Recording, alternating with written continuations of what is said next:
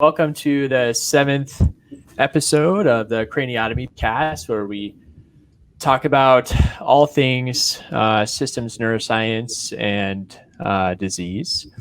And today we have Alex and myself hosting, and we're super excited to have Dr. Dora Hermes here, who I've known for a while through a mutual colleague. And somehow the stars aligned such that Minnesota could attract an all-star scientist like Dora. I think she, usually Dora, we talk about the weather a little bit on the podcast, and this is Minnesota. The last episode, it is Minnesota. So we highlighted the last episode how beautiful the weather is right now in Minnesota, as opposed to when we recorded our, first 4 or 5 episodes, it was sort of winter time. So it is beautiful. I don't know what's the temperature today. We gotta really promote that. So it's 60, I don't know, 70s today in Minneapolis, and beautiful weather outside. We've suffered a little bit from all the smoke from Canada, but I think things have turned around. But Dora, why don't you introduce yourself? And I think what we'd like to ask you in association with that is sort of how you got into science and in the sort of weird, I think most people think weird area of electrocorticography that you're in right now. Yeah, thank you so much for having me here today. It's fantastic. Yeah, we are really enjoying the weather here in Minnesota this summer. It's been really nice. So I'm an assistant professor in the Department of Physiology and Biomedical Engineering at the Mayo Clinic, and my work focuses on human systems neuroscience, and we really try to understand the basic properties of the signals in the human brain. And specifically, we measure, signals in patients with epilepsy, for example, who have implanted electrodes, because we can learn a lot from these signals, and that can potentially help have clinical benefits. And so, how I got into this is I have a background in neuroscience. I did my undergraduate in Utrecht in the Netherlands, and there I learned about a research group led by Nick Ramsey that was specifically using functional MRI, where we measure human brain signals non-invasively, but mainly reflecting blood flow, blood oxygenation, like hemodynamic responses driven by neuronal signaling. And he was integrating that with electrophysiology in patients with epilepsy. So patients who are implanted with epilepsy, who have electrodes in their brain for about a week to see whether the neurosurgeons can localize the seizure focus. And then they would like to resect the seizure focus or follow up with different treatment protocols. And he was doing this, he was working with these patients for research in particular to develop brain-computer interfaces. So this is really one of the most new things that I could imagine understanding brain signals for. So I was really attracted to understand more about these different signals and how functional MRI can help localize where you would implant an electrode to, for example, develop a brain-computer interface. And I can explain a little bit more about the brain-computer interface part of that as well. Yeah, so, that's fantastic. I do want you to tell us more about what a brain-computer interface is, but from where you are now, looking back at that time, I often sort of reflect on that time period when I sort of learned, like, oh my gosh, people are recording brain signals from the brain, from electrodes in the brain. It's such a kind of a wild thing unless you've been around it. And then, whatever, 15 years later, now I look at it in such a different light. Yeah, and it was pretty amazing when we for the first time learned about how much we can learn from these signals and what's known and what's not known about them, and that and the all the different features of these signals. And I had worked before with EEG, where you have electrodes on the scalp, where you basically have a cap on, and there's these electrodes on the scalp, and they can measure electrical activity with a very good temporal resolution from large populations of electrodes. But then there's also artifacts, like whenever someone blinks, whenever someone moves their muscles, etc. There's artifacts on the signals, and we had to get rid of all of those, and we had to average, at least 30 to 100 trials to get a good signal. And then we worked with these patients who had intracranial electrodes, and they moved their hand one time, and you see the areas that are involved in those hand generations just go bleep. So that was amazing. So tell us a little bit more about brain-computer interfaces and what that even means, because I think I think for people not in the field of BCI, it's because something like that has not quite reached clinical translation or although maybe recently there's been more popularization about it, but I think it's been around actually for quite a while, this idea, and people have published on it. But yeah, we'd love to hear more about that. Yeah. So in in a brain-computer interface, one of the possibilities is that you can read out signals from the brain in real time. And for example, translate that into a computer command. So for example, a cursor moving on a screen up and down, or a click, such that you can select letters to convey a message. And so these developments are meant to help paralyzed patients, for example, patients with ALS who cannot move anymore, or patients with a really high spinal cord lesion, to give them alternative options in addition to, for example, eye blinks, or in ALS when those eye movements don't work anymore, to give them alternative options to still be able to communicate by directly reading out brain signals from different areas of cortex. And so one of the things that how that started out with is, what you can do is you can look for an area that is involved in imagining or generating a movement, and then place an electrode on that area, and then read out the signal in real time and attach that to different types of applications that help people spell, for example, to select letters where you have a cursor going like left or right, and then you can say, boop, that letter, that letter, that letter. And then in that way, make give people a way to communicate. So what we were trying to do is really try to see which regions can you use for these types of, which brain regions can you control like a hand, like open, close. And so we tried to do that with real movement first of all, and then also with movement motor imagery. Other labs did the same. We're doing similar types of research, and there's and that's been pretty reliable, that we can use different types of imagined movement or actual movement or attempted movement and use that to control a computer cursor. It's really difficult, however, that translational step to really make this into a patient application is both held back by the devices that are currently available and by the because it has to be an FDA approved device that is well tested for long-term use. And what we did in the lab was also trying to see where we could implant it, where we could identify that with functional imaging, for example. So would you say at this point the limitation to translation is around the hardware side? That's kind of what you were implying, rather than the software side, if you will, for actually decoding signals in a meaningful way? The decoding signals in a meaningful way is has been shown by several groups that's possible. Mm-hmm. From these recordings that measure about 500,000 neurons to like 100,000 neurons underneath to single units, the decoding possibilities are feasible. And so it's both on the application side, is like how would you want to implement this, as well as on the hardware side, in terms of having a non-stop sensing device, and also questions like, when do you turn it on, when do you turn it off, is it completely independent of a caregiver, how can you really make that? And so the group where I did my PhD has, for example, a one-click, but that device that they use, a one-click where patients can make one click, that have been really tested to write letters, for example, and the patient has used it independently of a caregiver as well, which is really fantastic. but that particular device is not on the market anymore. So I think that that's one of the things that's definitely holding things back.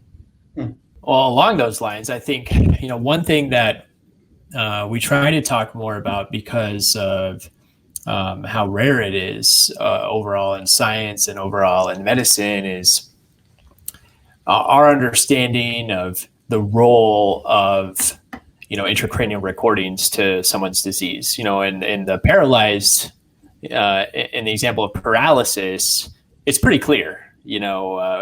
This is really a real brain-computer interface is probably one of the only, treatments, so to speak, that we may have in the future. But there's sort of a lot of layers to how intracranial recordings are telling us about disease and about sort of the human experience.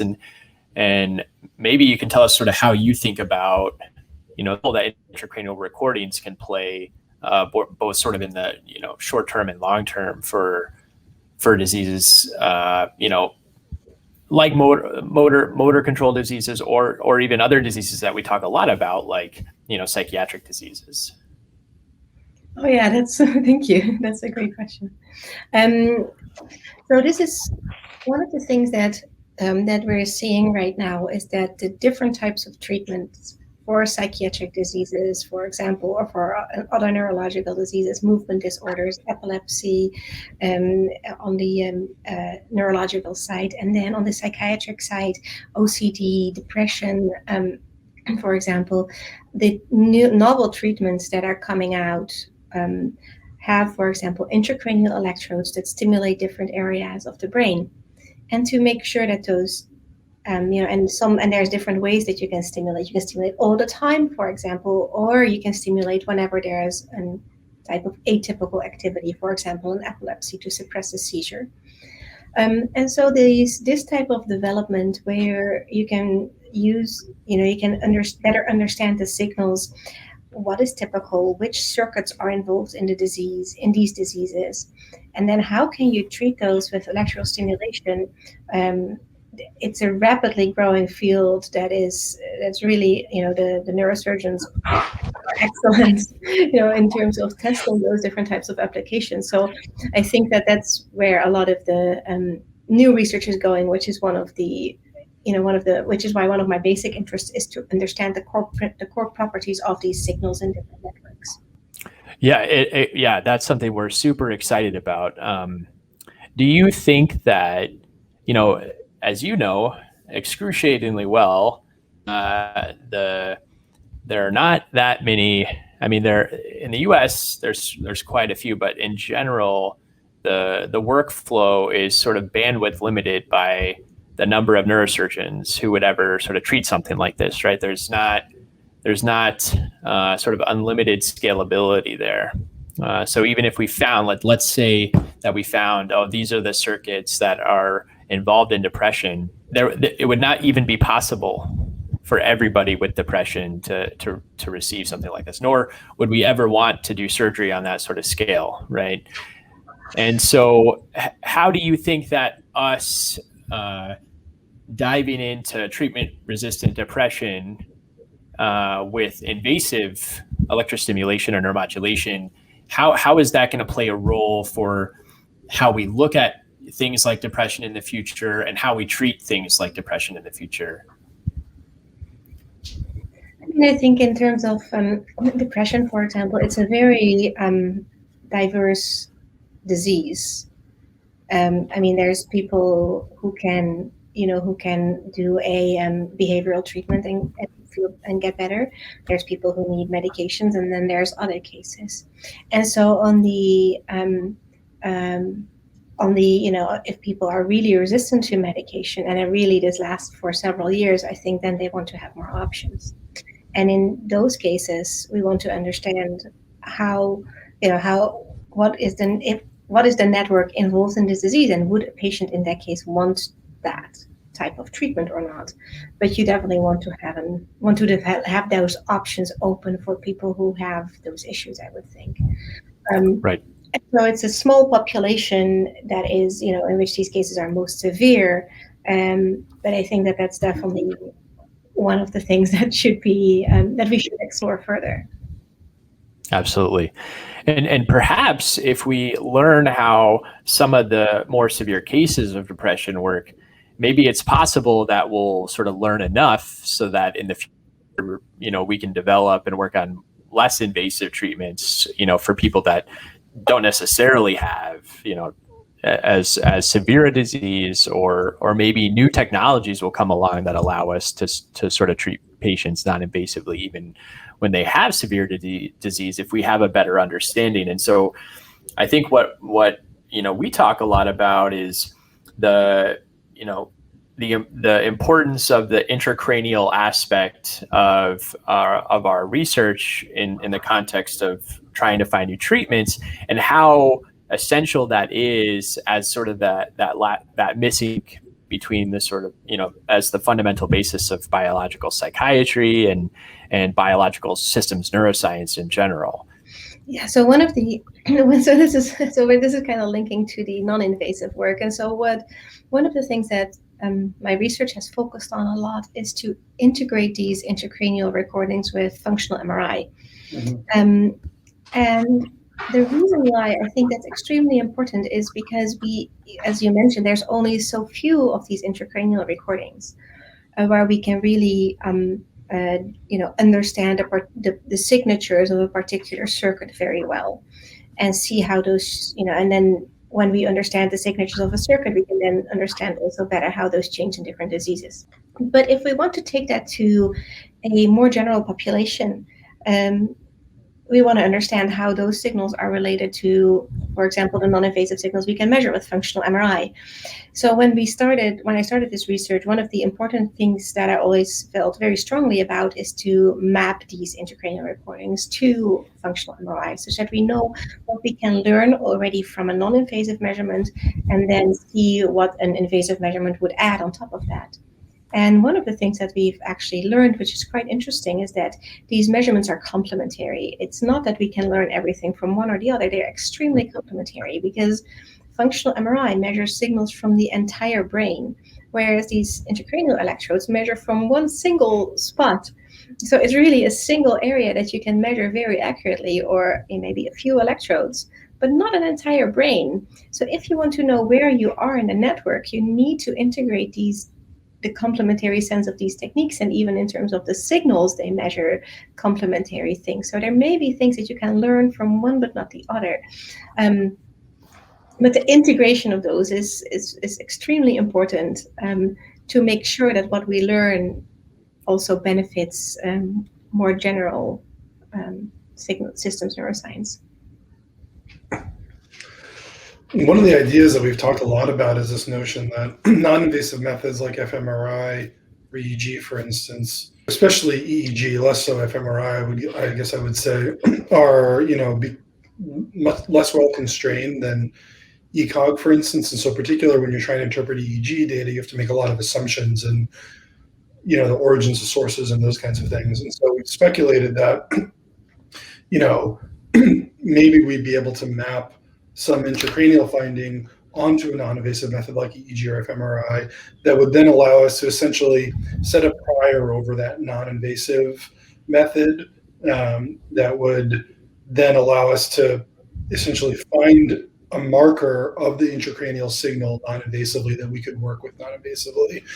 But that seems like a very lofty goal, and I wonder, do you feel like you have actually found, achieved that kind of link in any particular cases, even with motor mapping, for instance, where there is a notion that fMRI could potentially replace or ECOG in certain circumstances after we learn how to interpret the fMRI based on your dual ECOG fMRI studies? Or do you really see the future as being, like you said, they're actually integrated and combined together? So there are particular cases, where we find that the functional MRI signal and some parts of the ECOG signal are extremely highly correlated. And the functional MRI signal is predictive of the ECOG signal, and the other way around. Yeah. That's one particular type of ECOG signal, and you have to understand the system, the particular system first, before you can draw such conclusions, because that may be different for different areas of the brain. Mm. For example, in motor cortex, when we look at individual finger movements, those have been, there's different fingers are represented in different parts of the brain, and that's been shown with functional MRI and with ECOG independently, but then we matched it up and it matches really well. Mhm. So there are signals like that match extremely well. And the same in visual areas, there are particular signals in visual cortex that match extremely well with also, particular ECOG signatures, but not with all of them. And so that's the tricky part, is to understand that we have a neuronal population that is of the size of like 100,000 to 500,000 neurons, if we have like 1 to 2.5 millimeters that we're measuring on. And so that's like putting a microphone in a room full of people. So if that room full of people is just chatting and talking to each other, then that's one particular signal. But if they're all saying boom, boom, boom, boom for some kind of reason, or some other kind of rhythmic sound, that's a very different types of signal. And so we have the same in the brain, is that there's many different types of signals going on, and some of those may correlate extremely well and with the functional MRI signal, while others may not. And so it really depends on what we're interested in terms of what we can learn from how we can match these measurements. But in terms of, for example, finger representations in the brain, those match extremely well. Retinotopic representations in terms of different areas of the visual area, cortex responding to different areas of this visual space, those things match extremely well in one particular type of the signal, but others then do not. Others carry independent information. So maybe there's some hope for areas of the brain that have primary hierarchy, but for a lot of the areas of the brain which are involved in, association, it may be tricky. Yeah, I think so. We've seen similar relations between, for example, motor and motor areas and visual areas that I just described, as well as some of the language or working memory regions. But we also see that if there is, if the signal from the brain area that we measure with these intracranial measurements has more features at the same time. So if it's not just one thing going on in the population, or it's smaller. So if there's only whisper in a room, and then you will be able to pick up also on, for example, if it's raining or if there's other things, if someone walks in or out, you have more noisy things going on at the same time. So it really depends on how strong the signal is in different areas. And you can imagine that, every time you show an image on the screen, we just look at it. It's a very strong stimulus that drives the brain in a strong way. But if there's more subtle changes in the brain, for example, those involved in for example, those involved in some types of, mood, like, you kind of know how you feel, but how strong is that compared to running versus walking? I mean, that's a big difference. So when those signals are smaller, there's also going to be more variance in the signals, and we just have to learn how to interpret that on a larger scale to integrate that across multiple brain regions. It's probably not just one single area. It's probably a more complex system that needs a better understanding. So pairing the potentially noisy problems, I would say, or goals with a robust understanding of the network may be a way that we can help improve that signal to noise ratio and understand the variance a little bit better. Yes, yeah, exactly. Like if we have if we have a better understanding of the system, which we can get from these non-invasive measurements, and then learn from different parts of that with the intracranial measurements. I think that's really how we should be integrating those in terms of mapping the network and then recording from that network exactly in different nodes. In individual patients as well, because there's so many differences between people that it's really hard to just do it across a group. So as someone who, thinks a lot about, as you said, the core properties of these, intracranial signals, electrocardiographic signals, what do you see as the kinds of what are questions that you think we can ask at the level of 1 to 2 millimeter contact, LFP signals, and what do we actually need single units for? How can they be complementary? Do you see a role for single unit recordings in BCI devices in humans, or do you in the future, or do you think we're going to have to make do with or make the best of kind of micro ECOG scale recordings? So that's a really interesting question, because it's really about what scale gives the most reliable prediction of some type of behavior. Mhm. So when we have and one of the questions that you have to ask in this case is, what kind of behavior do you want to decode? Do you want to decode a simple behavior like just a button press or up or down? Or do you want to decode a more complex behavior where we're really trying to decode, for example, how someone is writing or someone is speaking different letters? Like, how many different things do you want to decode? Like one or two, like 1 bit, or how many bits do you have, basically? Mm-hmm. And the question that you have to ask then is, at what scale is that information represented in the brain? So we did a study recently where one of my students wanted to kind of test this and said, like, okay, if I wanted to decode 3 gestures, what is the optimal scale at which I could measure, and can I predict that then from functional MRI? What would be the optimal scale for decoding that?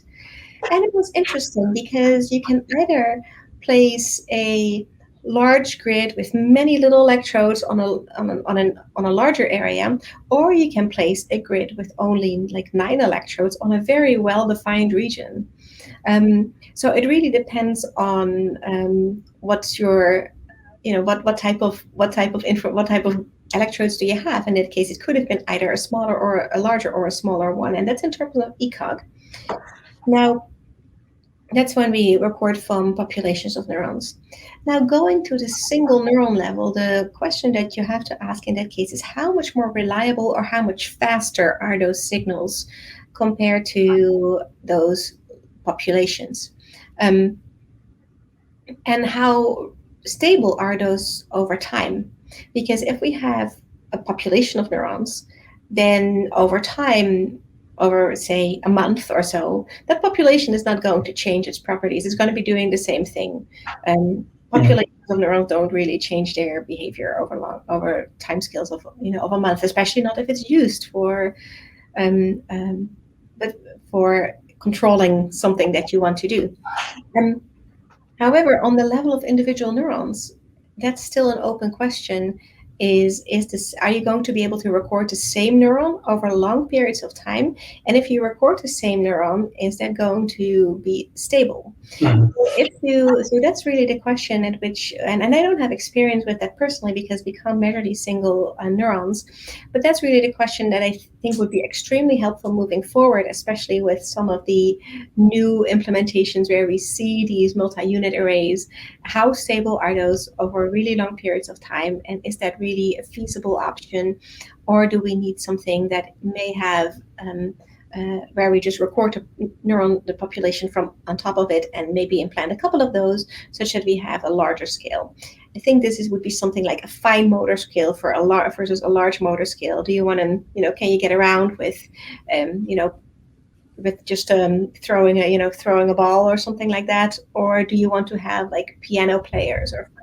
There are a number of groups out there with all sort of different approaches to a lot of these same questions. And on the one hand, it's really good that everybody's sort of coming at it from different angles because we get a diverse perspective of what's going on, and sort of the narrative's told in a variety of ways, and we sort of learn from each other over time about what's going on. On the other hand, though, I think a lot of us in the field feel like it's very challenging because there are just a lot of problems. There's a lot of challenges that you have to sort of tackle on your own in a lot of, at a lot of levels. And So I guess it would be great to hear from you, Dora. What are some of the, and I know you've personally worked on this, but what are some of the common challenges and hangups in the field, and what is it that you would want to see across all these groups to help maximize how much progress we can make? So one of there's of course there's several challenges, and one of those is that one of the things that we've been doing recently to better understand signals in visual cortex, and better also and make sure that other people can reproduce our results there, is to share our data in code with publications. Mm-hmm. And that's, I think, one of the things that we really try to do to move the field forward, because we are only such a small group, within a lab that has a very specific interest in one aspect of these, while other people may take a completely different approach in terms of their analyses. So we actually have started to put in order to resolve some of the debates about different signal properties in visual cortex, and to be able to share those data with other groups, we started to work on the brain imaging data structure, which is a standardized structure for neuroimaging data that was first developed for functional MRI by Russ Poldrak and Chris Gorolewski at Stanford University, and then has been adopted by many development packages throughout fMRI. And it was then extended to also be able to share MEG data in the same structure. And then we worked on intracranial EEG data at the same time as another group worked on an EEG extension.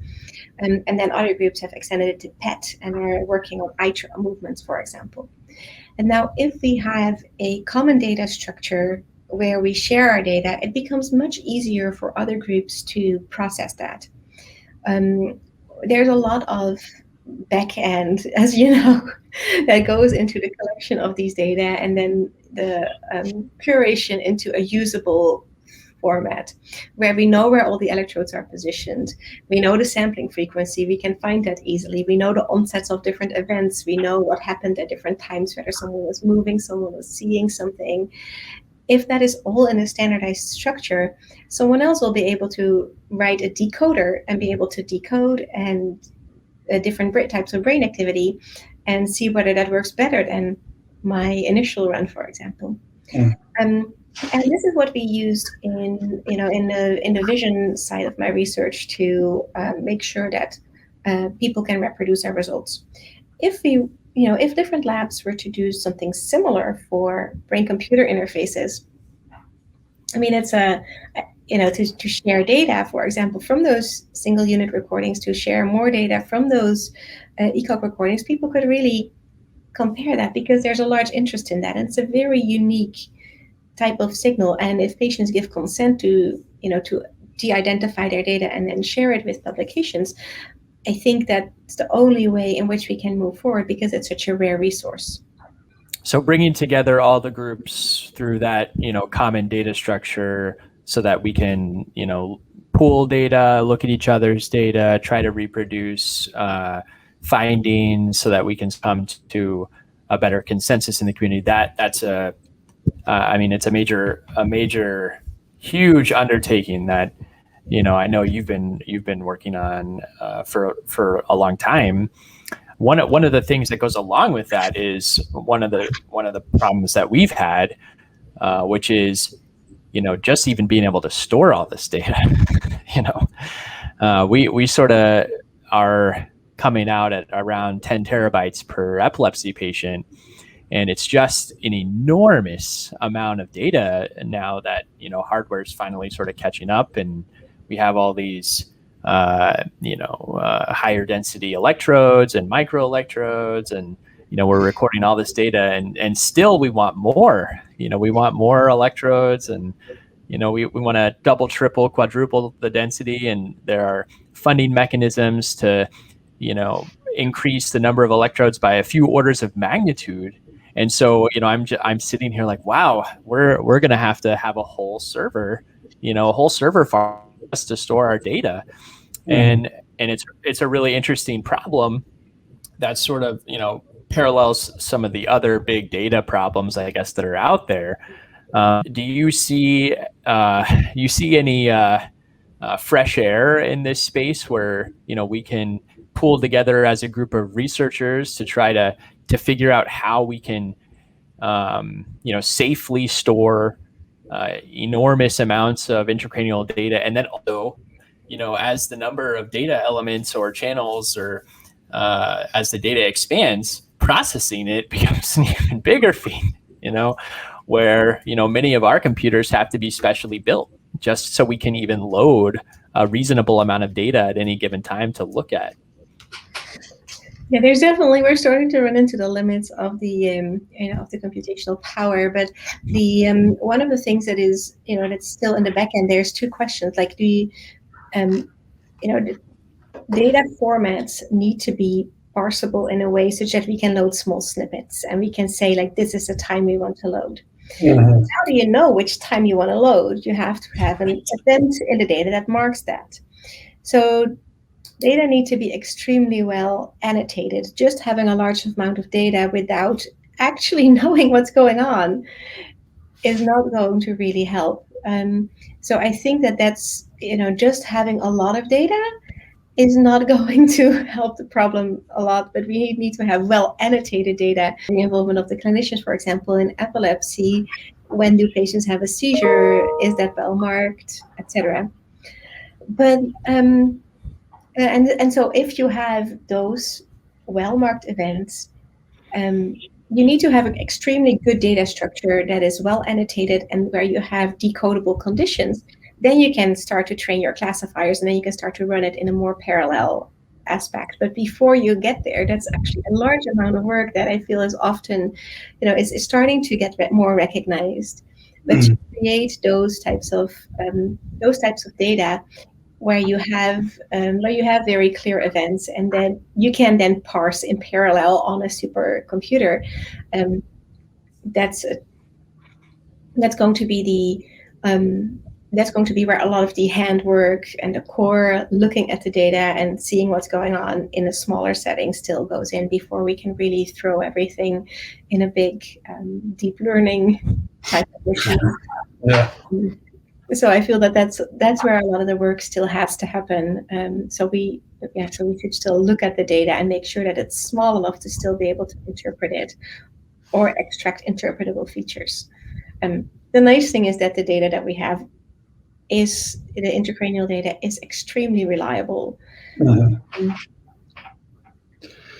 other question about data sharing and code sharing is really around the incentives, for doing that, because a lab like ours, we invest a huge, as huge amount of time, money, and effort in getting these recording systems set up, collecting the data, all of that.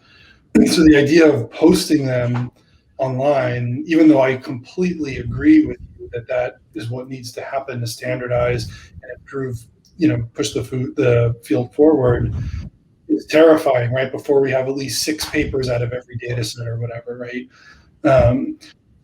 And 3 grants, because publications that come out on public data, it's not like grant funding will then come back to us from those publications to further support the efforts that went into collecting in the first place. And so I wonder, have you had conversations with program at NIH funding agencies around how are we actually going to incentivize, and not just incentivize, because they can make it a rule, like, we won't fund you unless you make your data and code public. Well, fine, but how are we actually going to then support the next round of collection if you're not actually funding the infrastructure that goes into collecting all that data? Does that make sense? Yes, I think you're getting at the core of one of the things that holds people back from sharing data. Right. I think that this is actually something that needs to be more recognized, because if you just mandate that people share their data at the moment it's collected, it's not going to be shared in a usable format. Right, for sure. So, because then you don't really want to share it, and you don't have the time to also make that effort to make it usable. Mhm. So I think the timeline that that a lot of people would be happy with. So, for example, Open Neuro is one of the websites where you can share data in the brain imaging data structure. And after you upload it, you commit to making it public, I think, automatically in 3 years' time. And so if you want to share data with a publication, you can share data there on and it will be open. You can choose to make it open immediately, or it will be in 3 years' time. Mhm. And I think that that's kind of the timeline in which a PhD student will probably want to share their data towards the end of their PhD. And this is more in personal communications I've had with people than guidelines that exist. Is towards the end of their PhD students are happy to share and get credit for what they did as well. And they're probably going to be another PhD student running the next set of experiments. So it's about a timeline that it takes you to complete your PhD. Towards the end, you probably want to be shared data. So that's the timeline that that I've found that people can are willing to share their data in personal conversations. For code, it's a different story. Because for code, with the increase of the use of GitHub, for example, which is one of the version control websites, and when you share code on GitHub and it's used by other labs, it actually benefits the person who developed the code a lot. Mhm. Other people can directly see what you did, and if it's high quality and they are able to use it and it helps them, they appreciate that. And with GitHub, the person who develops it and who pushes the code gets credit for that, and people can see who wrote the lines, etc. Mhm. And for PhD students, that's extremely valuable once they publish a paper, to make sure that there are maybe some curated data sets with the code to make the figures shared with their publication, such that other people, or if they want to go into industry wants to get a feel for what this person can do. Yeah. On GitHub, there is a great way that is credited. So I think that's it has a very different kind of timeline that I feel comfortable with. But I think that's a personal decision for everybody, right? This is not just something that I think we should impose on the field. I think this is something that really will grow over time. Sharing code is already well incentivized. Sharing data needs a longer time scale. But I think that people will start to see the benefit from that as well in the long run. Absolutely. Great answer. Well, even though there are a lot of challenges in our field, what's exciting to you right now, Dora? What are, is there anything you're thinking about that's really exciting, that's that you're hopeful for? So one of the things that we are exploring on currently is the effects of electrical stimulation with a single pulse on different brain regions. And what we're seeing in these recordings is that we see extremely reliable network dynamics when we stimulate different brain regions, which really allow us to tease apart or look at networks in a different way. And we can really, rather than these large connectome figures that we really appreciate, we can start teasing some of the details apart that happen within different networks and how different brain regions drive each other. And I think with those type of intracranial stimulation data, we can really start to develop new ways to stimulate the brain in order to develop new treatments. And so that's one of the things that I'm really excited about, is just with a very simple single pulse stimulation, how you can actually learn a lot about many different networks with extremely reliable signals that you can see on a single trial basis, which is, it's, if you can see something on a single trial basis in a single, in a network consistent across patients, that's when you know that there's something happening in the circuit.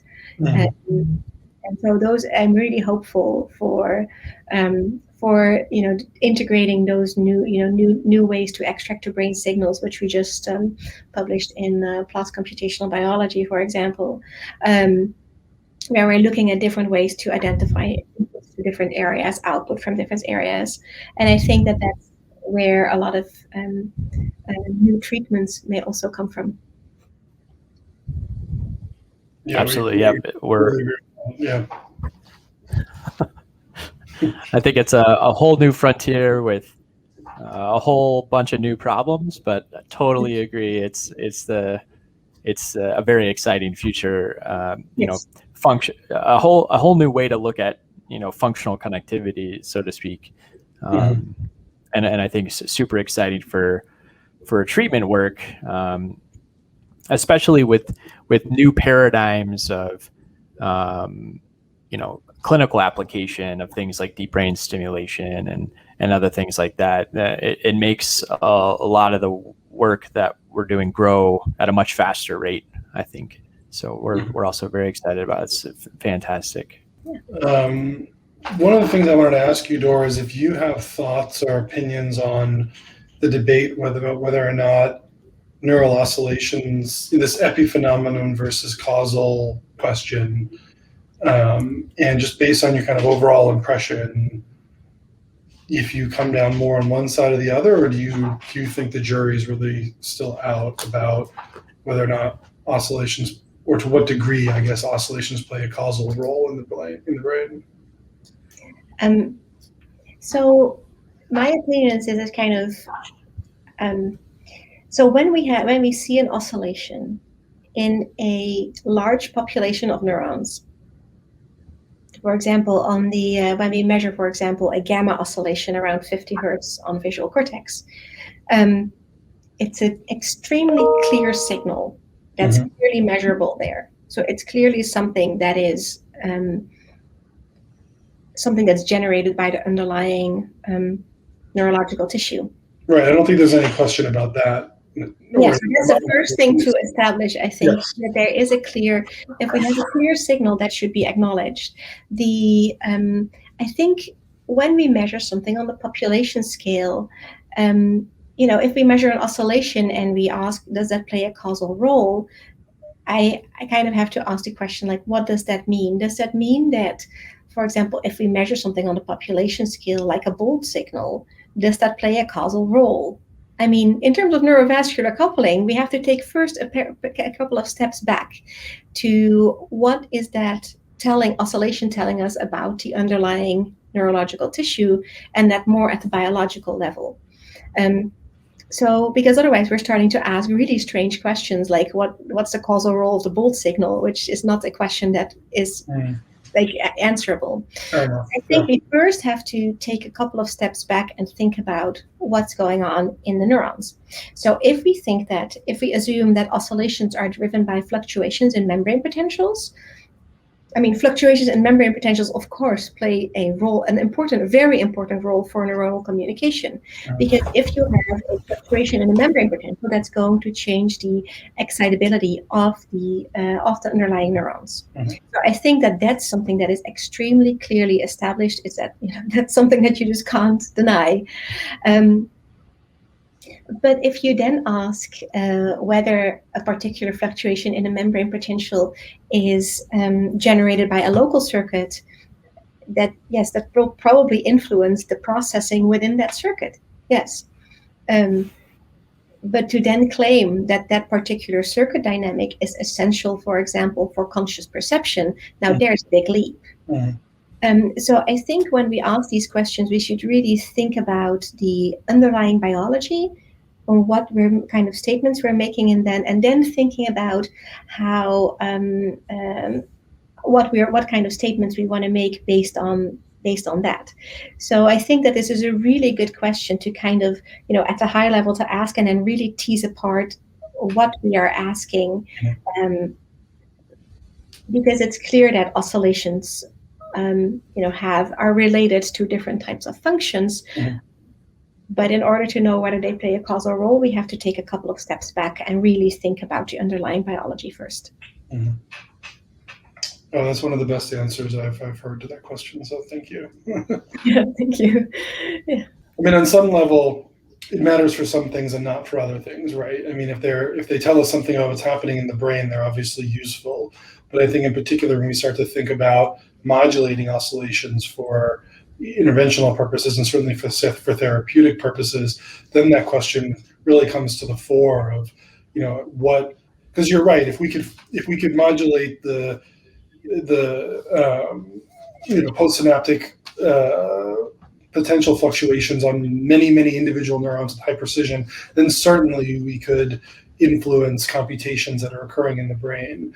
But the question is, at what level, sort of what's like the largest scale at which oscillations could potentially have a causal role? And I feel like that's important to start to understand, to know how we can actually drive neural circuit computations at some circuit level, with stimulation, for instance.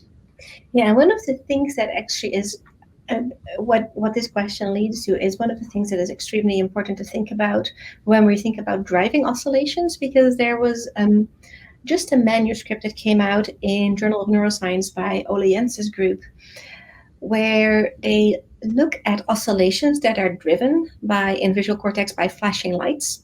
And at the same time, so those are kind of evoked oscillations. And at the same time, they looked at induced oscillations by putting a grating on the screen. And what they found is that the mechanisms in their paper, seemed to be independent. So one of the things we have to think about is when we basically drive an oscillation with any type of stimulation in a certain frequency, is that the same as what the network generates on its own? And how are those related, basically, if we because it's clear that these oscillations are markers for a certain network dynamic, but if we can drive that network dynamic with external stimulation, I think it's still something that we should ask whether that's possible or not. There's a lot of open questions here, which is really exciting. Yeah, definitely. Yeah, I think we often talk about and wonder whether or not there a lot of the system identification, and we're getting a little bit technical here, I guess, but a lot of the system identification approaches that have been used in the engineering fields are going to end up being useful given the sort of new paradigm of stimulation, because in this situation we can sort of we're intervening at a scale that we can also potentially use clinically, and by doing so, there are sort of two answers to the question. One is like, because of the issues that you sort of brought up with stability of microelectrode recordings and things that have yet to be answered. Meanwhile, my cat is doing circles in my office, but because of a lot of those issues, we could say, well, from a practical perspective, from a material science perspective, at least right now, we sort of have this reasonable order of magnitude limit on what we can sort of record reliably and what we could actually like surgically implant, and what we can get at. And then we have the other side that says, well, we can use the same sort of setup for stimulation, and then so then the real question is, well, how do you optimally determine and characterize these sort of networks? And a lot of the tools that have been built in engineering for linear system identification are starting to be used, right? It's one thing that we're doing. I'm sure that's what you guys are doing as well.